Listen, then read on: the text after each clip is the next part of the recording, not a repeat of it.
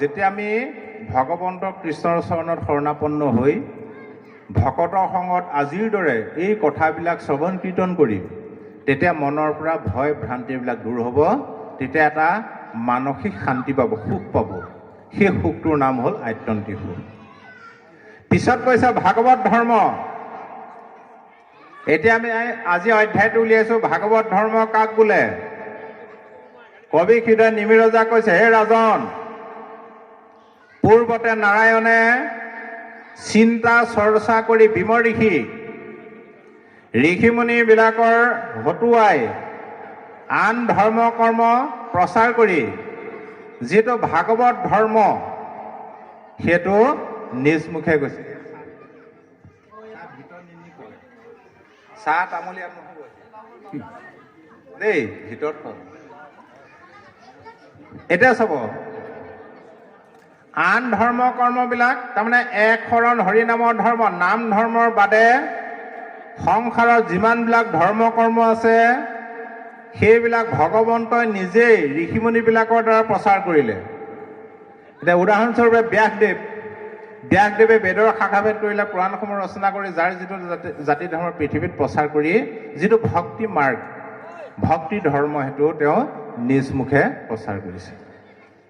আৰু যি ভক্তি বা নাম বস্তু ইমান সহজ সৰল, সকলো প্ৰাণীৰ অধিকাৰ, সকলোৱে ল'ব পাৰে, যাক জানি মহামূঢ় অপ্ৰয়াসে তৰে, অজাতি পাতকী যাক জানিলে নিস্তৰে, মহামূঢ় হ'লেও অজ্ঞানী হ'লেও বা একো ক আখৰ লিখিব নজনা জনেও বোলে ভক্তিৰ আশ্ৰয় ল'লে সুখে সংসাৰ তৰি গুচি যাব পাৰে। আকৌ কৈছে পৰম ভকত যাক নিতে কৰে ৰতি, সেহি ভাগৱতৰ ধৰ্ম জানিবা নৃপতি। যে আমি যদি নাম ল'লে সংসাৰ তৰিব পাৰোঁ, তেনে বাকীবিলাক ধৰ্ম কৰ্ম কিয় দিলে? এইটো বহুতো প্ৰশ্ন কৰে, মনত প্ৰশ্ন হ'ব পাৰে। যদি নাম ল'লে সংসাৰ তৰিব পাৰে, তেনে তপ জপ জাক যজ্ঞ পূজা পাতল প্ৰভৃতি আন ধৰ্ম কৰ্মবিলাক কিয় প্ৰচাৰ কৰিলে?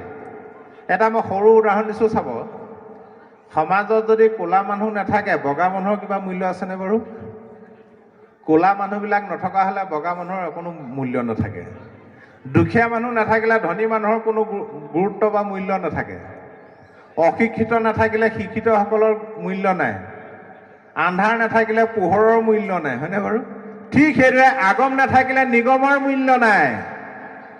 সেইকাৰণে নিগমক প্ৰতিষ্ঠা কৰিবৰ কাৰণে প্ৰথমতে আগম মাৰ্গটো প্ৰচাৰ কৰিলে। আকৌ কৈছে, আপোনাক যদি কোনোবাই প্ৰশ্ন কৰে যে ভাগৱত ধৰ্ম মানেনো কি, এটা বাক্যত কোৱা। ভাগৱত ধৰ্ম কি এটা বাক্যত প্ৰকাশ কৰা। ইয়াত এটা বাক্যত প্ৰকাশ কৰিলে, পৰম ভকতে যাক নিতে কৰে ৰতি, সেহি ভাগৱতৰ ধৰ্ম জানিবা নৃপতি। পৰম ভকতে য'ত ৰতি কৰে সেইটোৱে হ'ল ভাগৱত ধৰ্ম। এতিয়া পৰম ভকতে ক'ত ৰতি কৰে? যিজন একান্ত ভকত, পৰম ভকত, তেওঁতো মুক্তি নিবিচাৰে। মুক্তি মানে অকল মৰাৰ পিছত মুক্তি পাই যোৱাটোৰ কথাকে কোৱা নাই। মুক্তি মানে মুকলি হোৱা।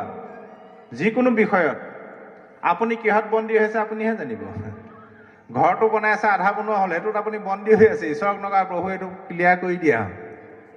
আপোনাৰ ল'ৰা ছোৱালীয়ে ইণ্টাৰভিউ দিছে, প্ৰভু চাকৰি তাকৰি হোৱা নাই, প্ৰভু যেনে তেনে ল'ৰা ছোৱালী হ'লেও কিবা এটা সংস্থাপন দিয়া, সেইটো মুক্তি বিচৰাই হয়। এইবিলাক আমি ঈশ্বৰক ক'ব নালাগে, গম পাইছেনে? এতিয়া মুক্তি নিবিচাৰে।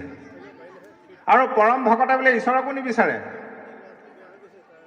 এতিয়া আমি সমাজত দেখিছোঁ, আমাৰ ঈশ্বৰক বিচাৰি গোটেই মানুহবিলাক ঘূৰি নুফুৰেনে বাৰু?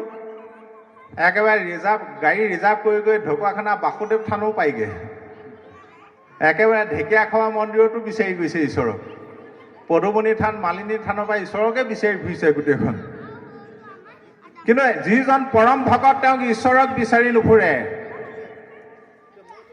ঈশ্বৰক বিচাৰিবলৈ এটা স্থানলৈহে যায়। নাৰায়ণে যেতিয়া প্ৰথম পদ্মকল্পত ব্ৰহ্মাক ভাগৱত দিছিলে, নাৰায়ণে ব্ৰহ্মাক ভাগৱত দি কৈছিলে, হেৰা ব্ৰহ্মা, তুমি মাত্ৰ মোক এটা স্থানতহে বিচাৰিবা, আন ক'তো নাপাবা মোক। এতিয়া আমাৰ ঈশ্বৰ বুলি ক'লে মনটো ওপৰলৈ নাজানে বা ওপৰত যেন একেবাৰে আসন পাতি বহি আছে তেনেকুৱা নালাগে নে বাৰু? লাগে নাই? নাই, স্বয়ং ভগৱন্তই কৈছে মোক এটা স্থানত বিচাৰিবা। বোলে প্ৰভু তোমাক মই কোনটো স্থানত বিচাৰিম? বোলে শুনা, মোক মাত্ৰ বিচাৰিবে সাধুৰ সংগত, জ্ঞান বিজ্ঞানতে হৈবে বেকত। মোক মাত্ৰ তুমি ভকতৰ সংগতহে বিচাৰিবা, আনত বিচাৰিলে নাপাবা। ভকতৰ সংগত গ'লে তোমাৰ কি হ'ব? জ্ঞান আৰু বিজ্ঞান বেকত হ'ব। জ্ঞান, জীৱশ্ৰেষ্ঠ মনুষ্য হিচাপে জানিব লগা বস্তুক জনাটো হ'ল জ্ঞান, যিটো জ্ঞেয় বস্তু বুলি কৈছে গীতাত। এতিয়া আমি জীৱশ্ৰেষ্ঠ মনুষ্য হিচাপে জানিবলগীয়া বহুত কথা আছে। তাৰ ভিতৰত মূল কথা 3টা আছে। এটা হ'ল আমি ক'ৰ পৰা আহিলো। দ্বিতীয়তে আপোনাক সেইটোহে সুধিব অচিনাকি ভকতজনে পালে, বাপ আপুনি ক'ৰ পৰা আহিছে, আপোনাৰ ঘৰ ক'ত, নুসুধিবনে বাৰু? বোলে কেলে আহিলে? দ্বিতীয়টো প্ৰশ্ন বোলে কিয় আহিলো। তৃতীয়টো হ'ল কলৈ যাম। মানুহ হিচাপে আমি এই 3টা প্ৰশ্ন জানিব লাগে। ক'ত জানিম? বোলে ভকতৰ সংগত জানিম। আকৌ তাক সবিস্তাৰে জনাৰ যিটো প্ৰক্ৰিয়া, সেইটো হ'ল বিজ্ঞান। সবিস্তাৰে জানিব লাগিব, আমি বহলভাৱে জানিব লাগিব। তাৰ যিটো মাধ্যমটো হ'ল বিজ্ঞান, শ্ৰৱণ কীৰ্তন ভক্তি। তাৰ দ্বাৰা আমি নিজক উপলব্ধি কৰিব পাৰিম। যেতিয়া আমি নিজক উপলব্ধি কৰিলো, কি বুলি উপলব্ধি কৰিলো? যে মই ক'ৰ পৰা আহিলো? বৈকুণ্ঠৰ পৰা আহিলো। বৈকুণ্ঠপতি কৃষ্ণই হ'ল আমাৰ পিতৃ। আৰু আমি জানিলো কি? আমি জীৱবিলাক হলো ঈশ্বৰৰ অংশ, গতিকে আমাৰ আৰু ঈশ্বৰৰ মাজত কোনো পাৰ্থক্য নাই। কি কৰিবলৈ আহিলো? মহাপুৰুষ মাধৱদেৱে ঘোষাত কৈ দিলে, হৰি গুণ নাম শ্ৰৱণ কীৰ্তনে ভজিও হৰি চৰণ। মনুষ্য হৈবাৰ আহি মানে মাত্ৰ জানা নিজৰ প্ৰয়োজন। যে আমি তেওঁৰ গুঞ্জক লীলা চৰিত্ৰ শ্ৰৱণ কীৰ্তনেৰে তেওঁক ভজিবলৈ আহিলো। আকৌ কলৈ যাব লাগিব? য'ৰ পৰা আহিছিলো তালৈকে আমি গুচি যাবলৈ জানি গলো। এতিয়া মই কোন বুলি যেতিয়া জানি গলো, যেতিয়া আমি নিজক চিনি পালো, সেইটো আত্মজ্ঞান বুলি কৈছে। আত্মজ্ঞানীজনে গোটেই জগতখনক ব্ৰহ্মময় দেখে। এতিয়া আমি নিজক চিনি পোৱা নাই, হয়নে বাৰু? এই বিষয়ে আমি পিছত আলোচনা কৰিম। গতিকে একান্ত ভকতে ক'ত ৰতি কৰে চাব এতিয়া। তাৰপিছত কৈছে, যেতিয়া সাধুৰ সংগত গৈ মোক বিচাৰ কৰিবা, জ্ঞান বিজ্ঞান যেতিয়া তোমাৰ বেকত হ'ব, সেই বিজ্ঞানৰ দৃষ্টিৰে তুমি মোক ক'ত দেখিবা? তেতিয়া হেৰা ব্ৰহ্মা, তুমি মোক এটা স্থানতে দেখা পাবা। প্ৰভু তোমাক মই ক'ত দেখিম? মোক মাত্ৰ দেখিবে সৃষ্টিৰ মধ্যত, যত দেখা শুনা হবে মই বিচাৰা। মোক গোটেই সৃষ্টিৰ মাজতে দেখা পাবা। যিমান দেখিছা, যিমান শুনিছা, সকলো মাত্ৰ মই। গতিকে ভকতে সেইকাৰণে কি আশা কৰে চাব এতিয়া। পৰম ভকতে কি ৰতি কৰে? কপিল প্ৰভুৰ মাতৃ দেৱহতীক কৃষ্ণদেৱে যেতিয়া বৰ দিবলৈ ইচ্ছা কৰিছে, কি বৰ লাগে তুমি খুজি লোৱা। মুক্তি লাগে। প্ৰভু মোক মুক্তি নালাগে।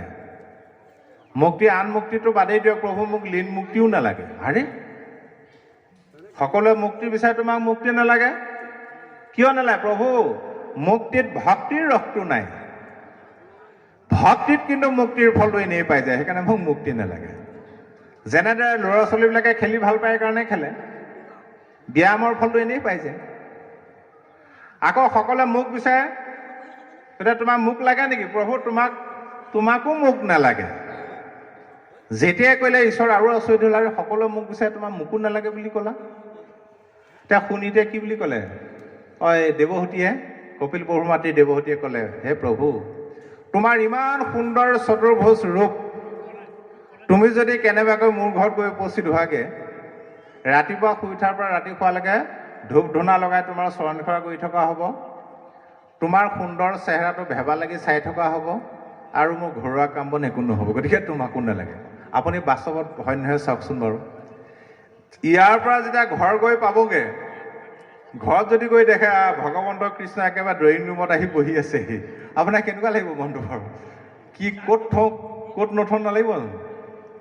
সেইজন কৃষ্ণক এৰি থৈ ৰাতি আপুনি শুবলৈ যাব পাৰিবনে? প্ৰভু বহক দেই মই শুংগে বুলি ক'বগৈ পাৰিবনে বাৰু? কাইলৈ সেইজন কৃষ্ণক ঘৰত এৰি থৈ প্ৰভু বহক মই চাকৰিৰ পৰা আহোঁগৈ বুলি যাব পাৰিব? খেতিলৈ যাব পাৰিব? ব্যৱসায়লৈ যাব পাৰিবনে বাৰু? গতিকে আপোনাৰ লাভ হ'বনে লোকচান হ'ব আহিলে? হয়নে? তেন্তে তুমি মোক কি বিচাৰিছা? মুক্তিও নালাগে মোকো নালাগে। দেৱহতী মাতৃয়ে ক'লে প্ৰভু তুমি মোক মাত্ৰ এটা কৃপা কৰিলে হৈ গ'ল। বোলে কি কৃপা? নাহি কৰিলি ন মুকুতি তথা নাহি হৰি পদ পংকজ যথা ও কৰ্ণৰয় অমৃত হৰি চৰিত ও ভকতৰ মুখে শুনিব নীত। পৰম অমৃতময় কৰ্ণৰ অমৃত সম তোমাৰ গুণ যশ লীলা চৰিত্ৰবিলাক যাতে মই সদায় ভকতৰ চিৰিমুখেদি শুনি থাকিবলৈ পাওঁ, এইটো কৃপা কৰিলেই হৈ গ'ল। গতিকে ভকতে কি বিচাৰে? ভকতৰ সংগ, কৃষ্ণৰ গুণ যশ লীলা চৰিত্ৰ। ও ভকতৰ বিষয়ত নাহি শকতি কৃষ্ণ কথা শুনিবাক সদা কৰে ৰতি। এইটো যদি ৰতি আহি গ'ল তেতিয়াহ'লে তেওঁ এদিন নহয় এদিন জীৱনমুক্ত অৱস্থা পাবই। কৃষ্ণ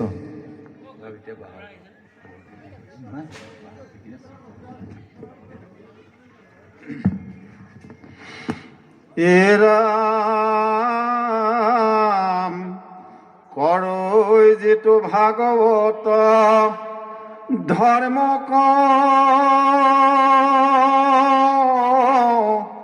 আশ্ৰয় অকদাচিতো তাৰ নাহি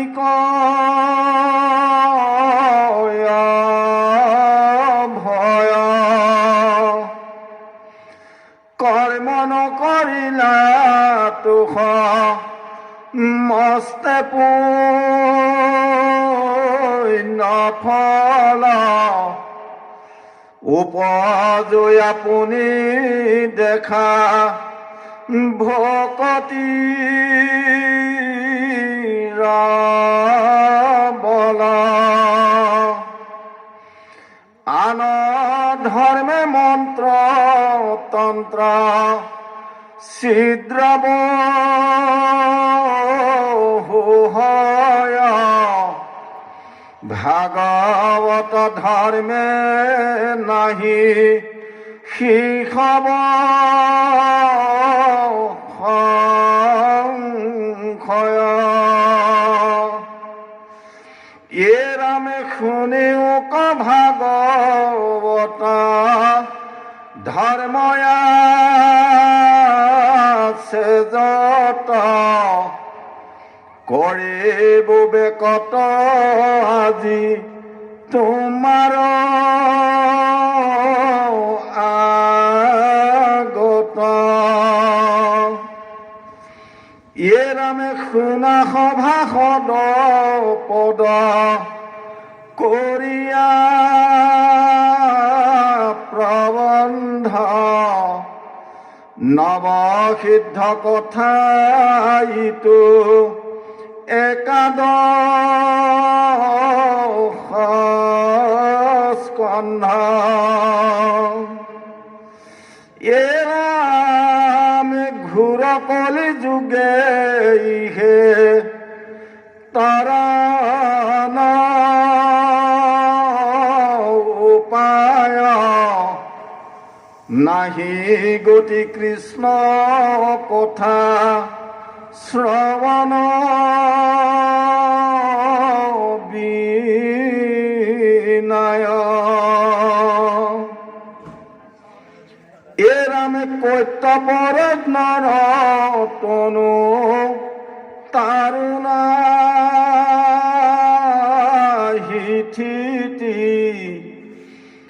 অদ্যাপিনো পদে যম যাতনাৰ ভীতি যায় আজিকালি কৰি আয়ুনিৰন্তৰে কৃষ্ণৰ চৰণে লৈও শৰণ সতৰে এৰাম আচন্ত ঈশ্বৰ কৃষ্ণ হৃদয় কমলে নজানে পামৰ সবে বিষয় বিকলে ৰাম পৰম সুহৃদ নিজা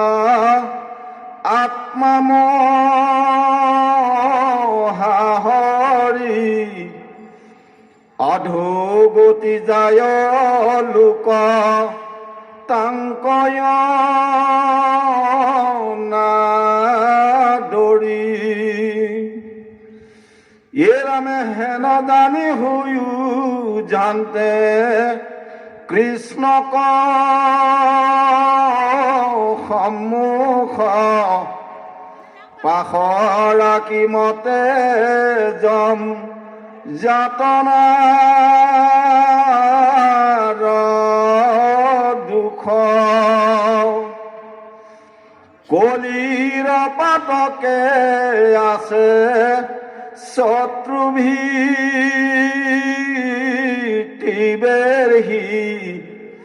ৰাম ৰাম বুলি উপলাওক পাপে এৰি হৰি ৰাম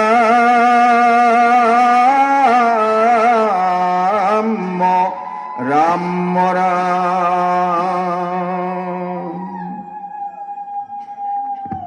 কৃষ্ণ এতিয়া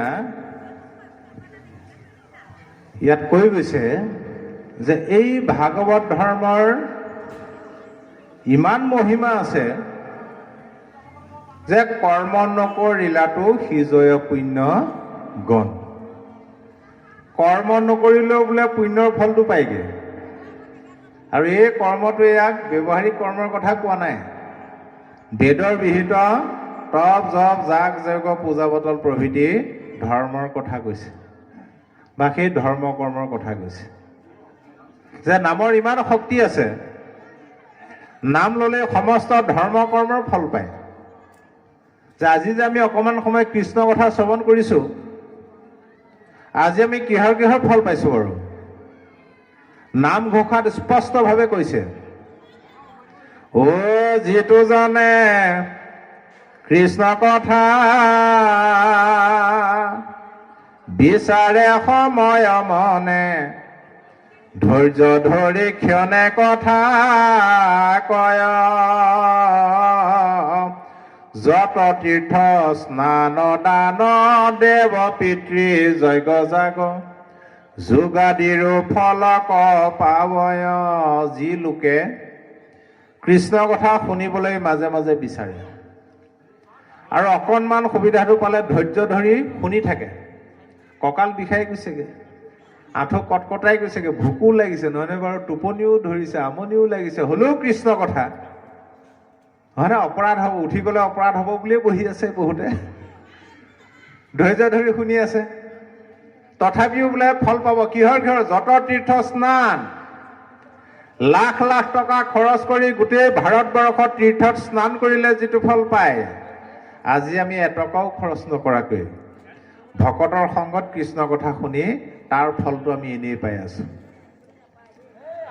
দানৰ ভিতৰত একেবাৰে ডাঙৰ দানটো হ'ল তোলা দান। তোলা দানটো তোলা শ্ৰেণীৰ পৰা আহিছে। যিজনক দান কৰিব তেওঁৰ গা সমান ওজনৰ সোণ দান দিয়ে। আগতে দিবলগীয়া হৈছিল, আমি পাৰিমনে বাৰু? মানুহজনৰ ওজন যদি 70 কেজিও হয় 70 কেজিও সোণদান দিবলগীয়া হৈছিলে তেতিয়া ৰজা মহাৰাজাবিলাকে দিছিলে আজি আমি এৰতিও নিদিয়াকে 70 কেজি সোণদান দিলে যিটো ফল পাই আজি পাই গলো কিমান ভাগ্যৱান চব দেৱ সমস্ত দেৱ দেৱতাক পূজা সেৱা কৰিলে যিটো ফল পায় আজি আমি কৃষ্ণৰ কথা শুনি তাৰ ফলটো এনেই পাই গলো বেলেগে দেৱ দেৱতাক পূজা কৰাৰ বা সেৱা কৰাৰ কোনো প্ৰয়োজন নাই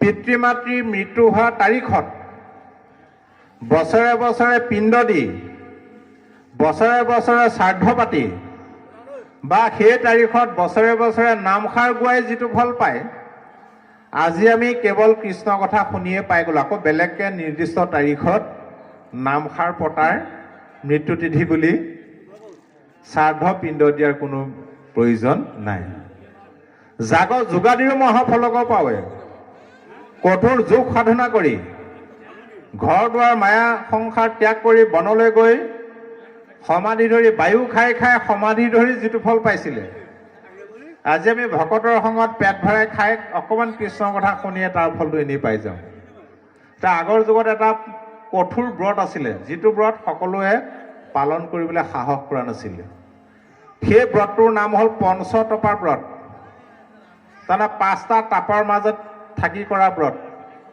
জেঠ আহাৰ আৰু শাওণমহীয়া পাতে সেই ব্ৰতটো ভাগৱতত আছে তাৰমানে জেঠ আহাৰ শাওণমহীয়া ৰ'দৰ তাপটো কিমান হয় প্ৰখৰ হয় এতিয়া আমি জেঠ আহাৰ শাওণমহীয়া বাদেই দিয়ক এতিয়া মাঘমহীয়াও আমি আধা ঘণ্টা ৰ'দত বহি থাকিব নোৱাৰোঁ মূৰ ঘূৰাই যাব হয়নে বাৰু কিন্তু অকল সূৰ্যৰ তাপ হ'লেই নহ'ব আকৌ প্ৰকাণ্ড চাৰিকুৰা জুই ধৰি লয় চাৰিওফালে তাৰ মাজত সোমাই সোঁ ভৰিৰ বুঢ়াঙুলিৰ ওপৰত থিয় হৈ বাওঁ ভৰিখন সোঁ ভৰি আঁঠুৰ ওপৰত উঠাই হাত দুটা ওপৰলৈ কৰি ব্ৰত কৰে আমি পাৰিমনে বাৰু কিমান দিন গোটেই 3 মাহ থাকে একেৰাহে সেইটো ব্ৰতৰ বিধান থকা হ'লে কি হ'লহেঁতেন বাৰু এতিয়া কলিযুগতো বহুতে পাতে বাৰু সেই ব্ৰতটো কিছু এবাৰ এখন গাঁৱহে পালো পঞ্চতপাৰ ব্ৰত পালন কৰে এজনে আমি বোলো কেনেকৈ পাতে সেই ইমান কঠোৰ ব্ৰত এইটো মোকে সুধিলে কেনেকৈ কৰে মই বোলো এনেকৈ জেঠ আহাৰ শাওণমহীয়া 5টা তাপৰ মাজতে চাৰিফালে চাৰিকুৰা যোৱাৰ ওপৰত সূৰ্যৰ তাপ 5টা তাপৰ মাজত থাকি এনেকৈ কৰে তে আমাক ক'লে বোলো তেনেকৈহে কয় নি বোলো আৰু কেনেকৈ কৰি আমাৰ গাঁৱৰ মানুহে তেনেকৈ নকয় নহয় কেনেকৈ কৰে জেঠ আৰু আহাৰমহীয়া 5জন তপা ভকতক মাতি আনি ভাত এসাঁজ খুৱাই দিয়ে